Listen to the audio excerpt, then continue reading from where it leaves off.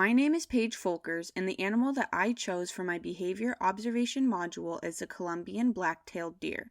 The species is common in the northwest United States. The focal behavior we will be focusing on is the alert or alarm behavior. This behavior is displayed when the deer senses an external stimulus. Some of the stimuli that could trigger this behavior is auditory, olfactory, or visual. The behavior is displayed with erect ears, a tall chest, and locked-in eyes that are scanning the area for any potential threat.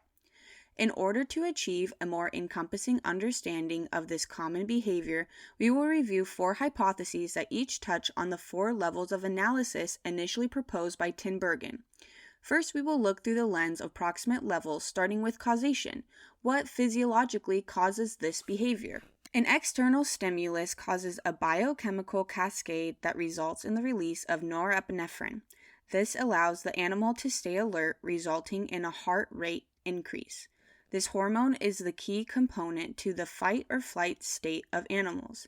This hypothesis is backed by the knowledge I gained in Module 9 with fixed action pattern, in which a network of neurons triggers a standard stimulus. Norepinephrine triggers alert patterns and even arousal. Hera 2019 pointed out that this leads to a sense of heightened vigilance and causes a narrowing of focus. Next, development. How has the behavior developed during the animal's lifetime? As the deer mature and garner experience while also watching the reaction of parents or older members of the herd, they are able to learn and understand the importance of staying alert in your environment. When comparing mammalian age groups, short-term stress events such as alert behavior does not change behavior resembling alert or anxiety in young. Abreu and Demon, 2021, reported that this is not the case for adults, displaying differing levels of stress response in the 2 respective age demographics.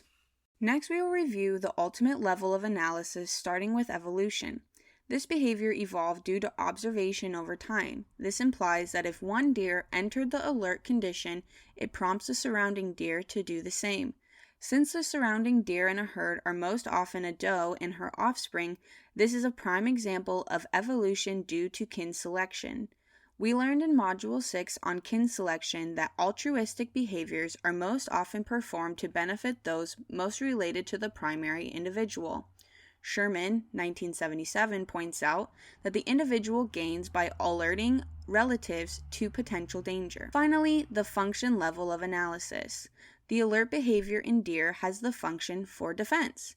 When the deer enters alert, they are able to detect any potential danger and determine whether it is more appropriate to fight or flee the environment.